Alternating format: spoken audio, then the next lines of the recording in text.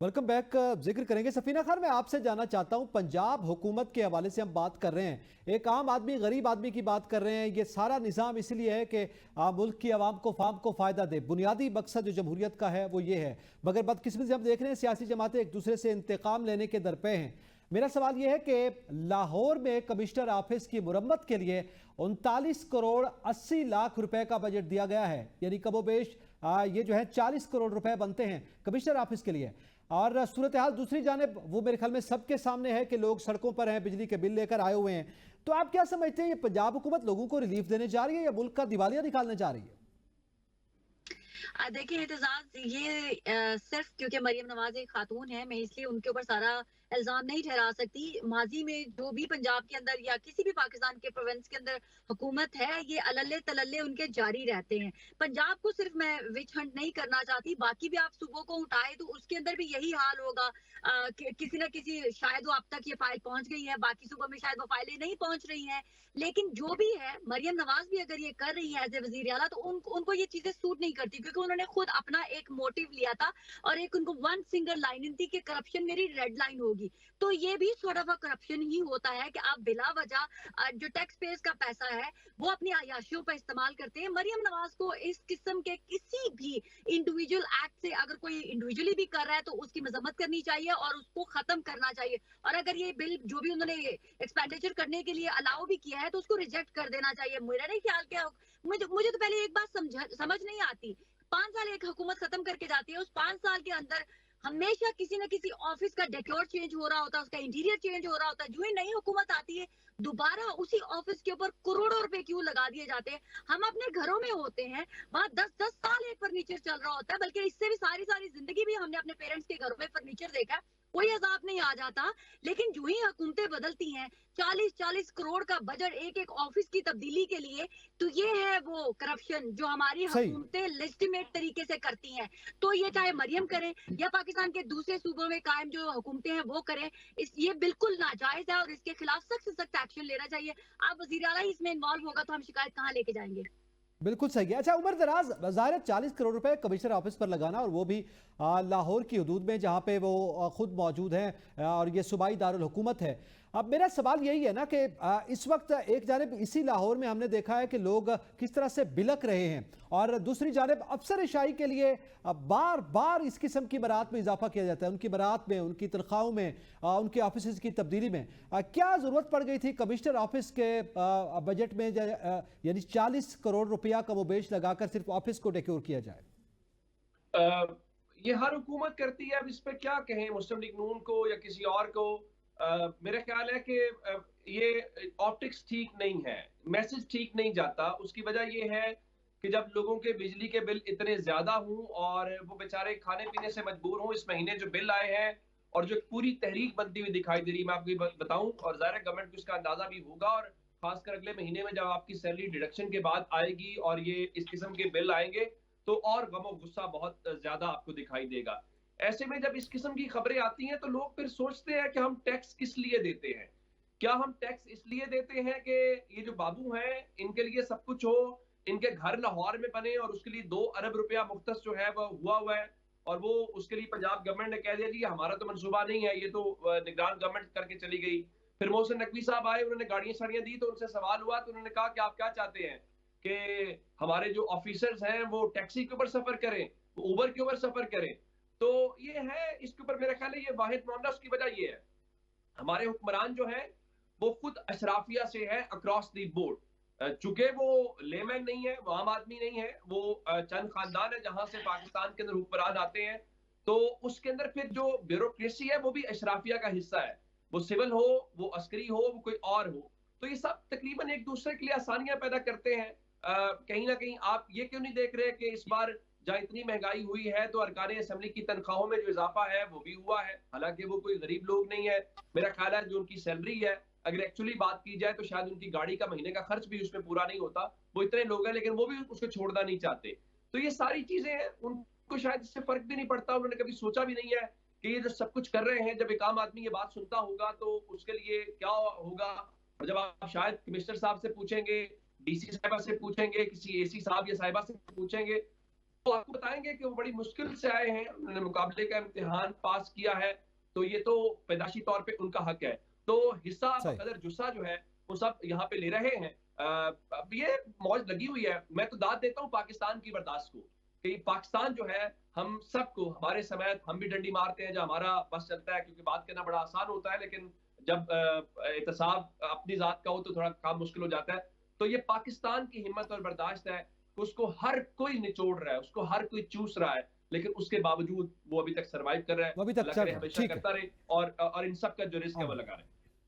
اچھا, اسی پہ میں فرق صاحب آپ سے, یعنی عیاشیوں کی, افسر شاہی کی عیاشیوں کی جو ہے وہ تو ایک طویل فہرست ہے, اور ہم نے ہر حکومت میں بھی دیکھتے ہیں, لیکن موجودہ صورتحال میں یہ بھی احتساب کی بات ابھر کر رہے تھے, تو پنجاب محتسب کے 12 کنسلٹنٹس ہیں اور ایڈوائزرز کے لیے 80 لاکھ کے آئی فون 15 اور سیمسنگ S24 خریدے گئے ہیں. یعنی عام طور پہ تو ہم نے دیکھا ہے فون کی ضرورت لینڈ لائن کی موجود ہوتی ہے اگر دفتری استعمال کی, سرکاری استعمال کی بات کی جائے, تو اس سے آپ کو کتنی حد تک لگ رہا ہے کہ عوام کی فکر ہے حکومت کو؟ دیکھیے, اس میں ایک بات تو یہ میں سمجھنے سے قاصر ہوں. پہلے آپ نے کمشنر صاحب کے آفس کی بات کی, تو ایگزیکٹلی مجھے نہیں پتا, وہاں کی انفارمیشن نہیں ہے کہ یہ صرف آفس رینویٹ ہو رہا ہے یا اس کا کیا دائرہ کار ہے. اور یہ ویسے تو خود بھی ان کو بھی سوچنا چاہیے کہ کیا نوبت آ گئی کہ اتنی زیادہ کو اس طرح سے اس کے اوپر خرچ کرنا پڑ رہی. اسی طرح جو آپ نے اگلی خبر بتائی, یہ میری نظر سے بھی گزری ہے, اور اگر یہ واقعی اسی طرح جس طرح سے آپ بیان کر رہے ہیں, تو میں تھوڑا سا یہ سوچ میں پڑ گیا ہوں کہ آئی فون میں ایسا کیا ہے جو محتسب صاحب کے اپنے فون میں نہیں ہوگا. ایسا کون سا سافٹ ویئر ہے, ایسا کون سی میٹنگ ہے سرکاری جو شاید ان کے اپنے فون سے یا ان کے اپنے لیپ ٹاپ سے یا ان کے اپنے آفس میں جو موجود عملہ ہے وہ ان کی نہیں کروا پائے گا, جس کے لیے یا تو ہمیں آئی فون خریدنے پڑیں گے, اور وہ بھی لیٹسٹ ہمیں خریدنے پڑیں گے, اور یہ کتنے مہنگے ہیں آپ سب کو پتہ ہے. اگر کوئی محتسب صاحب اپنی جیب سے لیں تو ہمیں اس پہ کوئی اعتراض نہیں ہے, جس طرح آپ, میں اور ہم سبھی لے رہے ہیں. اسی طرح دوسری بات آپ نے یہ کی, تو ایک عام پاکستانی کے طور پہ میں آپ کے سامنے رکھوں گا, وہ یہ ہے کہ بجٹ کے بعد جو خاص طور پہ پاکستان کی جو تنخواہ دار طبقہ ہے, آپ کہہ لیں کہ یہی لوگ ہیں جو اپنے آپ کو بتاتے نہیں ہیں کہ ہمارے اوپر کیا گزر رہی ہے. میرے خیال میں جو ہمارے ساتھ موجود ہے سبھی انہی میں شامل ہیں, اور خود میں نے جب اندازہ لگایا کہ میں اپنی جو تنخواہ ہے وہ اکاؤنٹ میں ٹرانسفر کراتا ہوں, تو مجھے اس کے نتیجے میں مجھے کسی نے سجیسٹ بھی کیا کہ آپ اس کو اگر کیش میں لے لیں تو آپ کو اب آئندہ سے اتنی تنخواہ آپ کی کٹ جائے گی, اور یہ تنخواہ کوئی معمولی نہیں ہے جو کٹ جائے گی.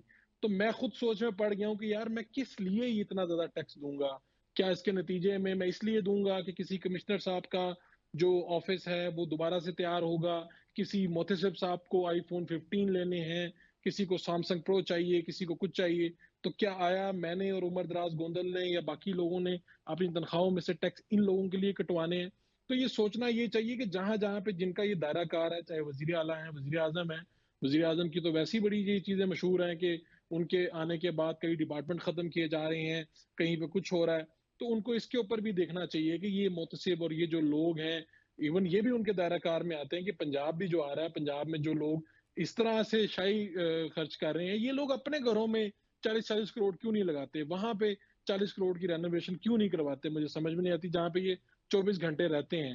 اور ہمیں تو اس آفس سے نہ کسی کے پچھلے 10 15 20 سالوں میں اگر ہم عام سائل بن کے جائیں اور اپنا تعارف نہ کروائیں کہ ہم کون ہیں, ہم جرنلسٹ ہیں, تو ہمیں تو کبھی وہاں سے کوئی ہوا, ٹھنڈی ہوا کا جھونکا نہیں ملا, نہ تو لوگوں کے کام ہوتے ہیں. کتنی فرسٹریشن ہے, آپ عدالت سے لے کے سرکاری دفاتر سے لے کے کہیں پہ جا کے دکھائیں, اور اپنا کام, جائز کام بھی اپنا کروا کے دکھائیں, جن افسروں کو ہم اتنے میں پال رہے ہیں.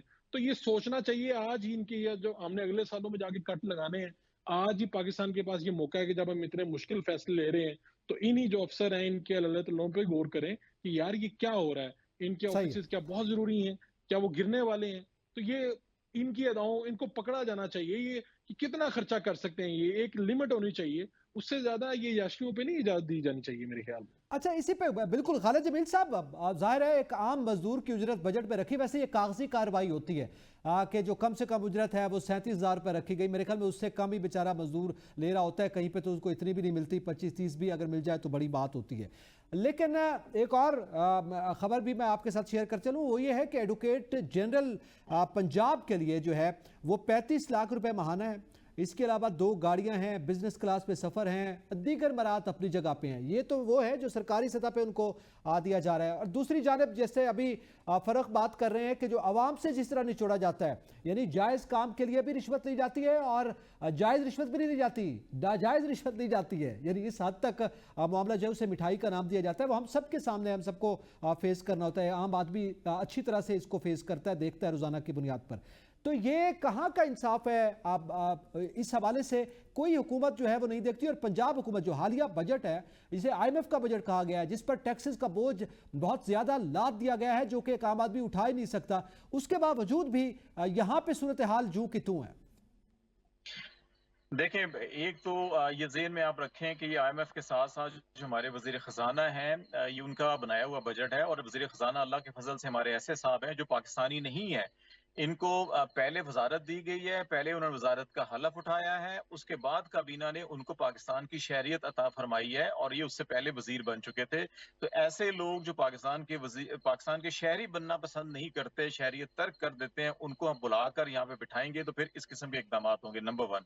नंबर 2, किसी भी हुकूमत का एग्जेक्टिव का जो काम होता है टू सर्व द पीपल होता है, टू गवर्न द पीपल नहीं होता। कायदे आज़म ने कहा था कि इदारों की इज्जत नहीं, इदारों की जिम्मेदारियां होती हैं, इज्जत अवाम की होती है। लेकिन यहाँ पर इदारों की इज्जत बना दी गई है और अवाम को जिम्मेदारियां सौंप दी गई हैं।